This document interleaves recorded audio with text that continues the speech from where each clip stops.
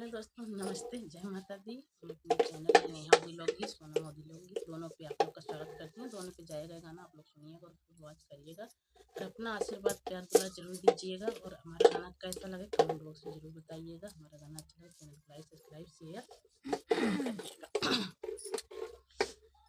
बहारत रहे अंगना है रानी मोरे कंगना है रानी मोरे कंगना यरे सासू गरिया मैं भैया बापा रे लाला नामा यरे सासू गरिया मैं भैया बापा रे लाला नामा के तनो गरिया सासू हमारा बापैया यरे हमारा बापैया यरे होता बिनु सारे भैया रे लाला नामा यरे होता बिनु सारे भैया रे लाला नामा एतनी बचन सासू सुनायु ना पावै अरे सुनायु ना पावै अरे रैया में कटवा बिछावै रे लाला नामा अरे रैया में कटवा बिछावै रे लाला नामा केतनौ बिछैबु सासू रहिया में कटवा अरे रहिया में कटवा अरे मोरे भैया बुलट चढ़ावै रे लाला नामा अरे मोरे भैया बुलट चढ़ावै रे लाला नामा बहरत रहे अंगना है रानी मोरे कंगना है रानी मोरे कंगना यार सासू गरिया वै भैया बापा रे लाला नामा यार सासू गरिया वै भैया बापा रे लाला नामा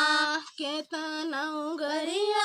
सासू हमारा बापैया यारे हमारा बापैया यारे होते बिनु सारे भैया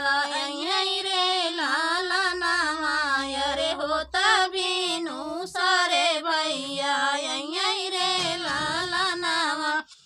एतनी बचन सासू सुनायु ना पावै अरे सुनायु ना पावै अरे खोदै लागै नदिया कागट रे लाला नामा अरे खोदै लागै नदिया कागर रे लाला नामा केतनाउ खोदबु सासू नदिया कागरवा अरे नदिया कागरवा अरे भैया हमार नदी पौरैया रे लाला नामा अरे भैया हमार नदी पौरैया रे लाला नामा बहरत रहे अंगना है रानी मोरा कंगना है रानी मोरा कंगना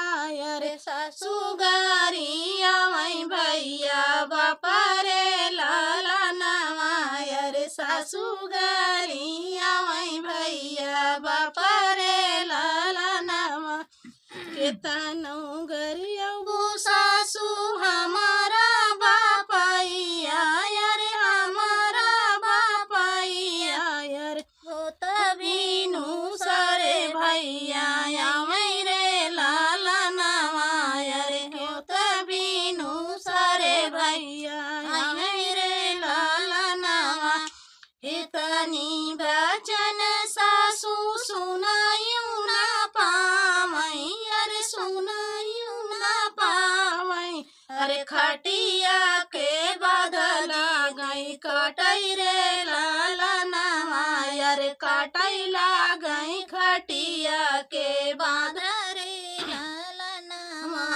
केतनौ तू कटबू सासू खटिया के बाँधवा अरे खटिया के बाँधवा अरे भैया मोरा सोफा बैठवैया रे लाला नामा अरे भैया मोरा सोफा बैठवैया रे लालनावा बहरत रहे अंगना हे रानी मोरा कंगना हे रानी मोरा कंगना यार सासू गरिया वै भैया बाप रे लालनावा यार सासू गरिया वै भैया बाप रे लालनावा केतना गरिया सासू हमारा बापैया अरे हमारा बापैया अरे होता बिनु सारे भैया नहीं रे लालनावा अरे होता बिनु सारे भैया यही रे लालनावा इतनी बचन सासू सुनायूं ना पावै अरे सुनायूं ना पावै अरे चूल्हा में पनिया लागी डवै रे लालनावा अरे चूल्हा